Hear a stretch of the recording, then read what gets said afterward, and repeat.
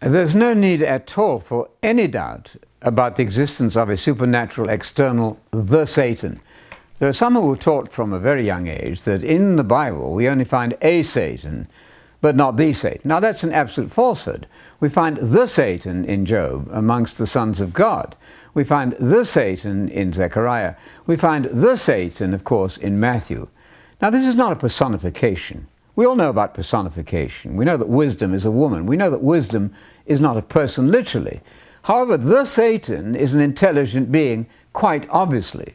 If one starts in Matthew 4, for example, you find that the devil, or the Satan, comes up to Jesus. Prosieithon in the Greek, I'm using the modern Greek pronunciation, approaches Jesus from outside. That's not a personification. Jesus then speaks to the devil.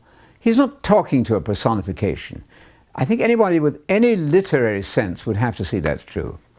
So in the translation that I did recently called The One God, the Father, One Man, Messiah translation, available to Amazon, very reasonably priced indeed, we have copious notes on a number of doctrinal issues. The existence of Satan, for instance, in Matthew 4. The fact that once saved, always saved is false to the teaching of Paul, who said, if you Christians don't persist, you'll be cut off, and many other verses. The fact that God is the Father thousands upon thousands of times, and Jesus is the Messiah, the Adonai of Psalm 110:1, the my Lord, little l. So in the notes, what I tried to do is to summarize the evidence on these various points. The devil, or the Satan, I said on Matthew 4 here, is not just a Satan or an adversary. Much less is he just a name for the sinful tendency in man. Of course, sin and Satan have things in common. That's perfectly obvious, because Satan is the author of sin, and we have a fallen human nature which is sinful. But to muddle those two up makes us look really very poor in the eyes of Bible students. The Satan, with the article, the Satan, is an external supernatural enemy of God and man. He's called a liar, a murderer from the beginning, as Jesus said. The devil approached Jesus in Matthew 4:3, thus proving that he did not originate in the mind of Jesus. It's really very awful to imagine that Jesus concocted fake versions of Bible verses out of his head. That's the very opposite of what's said. The Satan came up to him, just as the Pharisees came up to Jesus. I don't think anybody thinks the Pharisees were personifications. They were, of course, persons.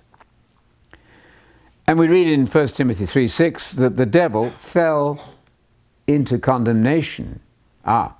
He's a fallen angel. He was once good and became bad. He fell into condemnation. That's not more unreasonable than saying that God allows evil people. We have no difficulty in believing in the existence of evil people, but at the supernatural level, alas, this is also true. Some angels chose to go wrong. One of them was the devil, 1 Timothy 3:6, who fell into condemnation because of his rebellion against God. He wasn't created evil, heaven forbid. God doesn't punish a person, angel or human, for something he couldn't have avoided. That would be a very cruel description of God. Now, the demons are even harder for this view that the Satan is a personification. In Luke 4:41, Jesus spoke to the demons. The demons spoke to him. In the Greek, the sense is even clearer because of the grammatical agreement between demons and who are speaking there. This is not a personification. It's no more difficult than looking up the word demon in any English dictionary or any Greek lexicon. In both testaments, demons are supernatural fallen angels. Now, their origin may certainly be a little bit more obscure, but people try to dodge the issue by saying, well, I'm not going to believe there are demons until you tell me their origin. All right, so you won't believe in the existence of Pharisees until we try to explain the origin of them? That's silly. The demons are there, very active, very personal, and the demons believe in the one God, James actually says, and tremble. These are not personifications. Personifications don't cry out and recognize Jesus as Messiah. People who are mentally ill, although the effect of demon possession or influence, of course, may cause mental illness, we see that, but mentally ill people don't recognize Jesus as the Messiah, but the demons did. Now, why is this important? Because truth is all important in Scripture. If you're reading the Bible half blind because of a tradition you learned, you're poisoning yourself. You don't do that. We all need the clear light of the energy of truth coming at us from the words of Scripture. And to be taught wrong, and to learn wrong, and to be so intractable that one can never change one's mind, even at the cost of making some enemies in the family if necessary. One may have to suffer for learning the truth. It's well worth it.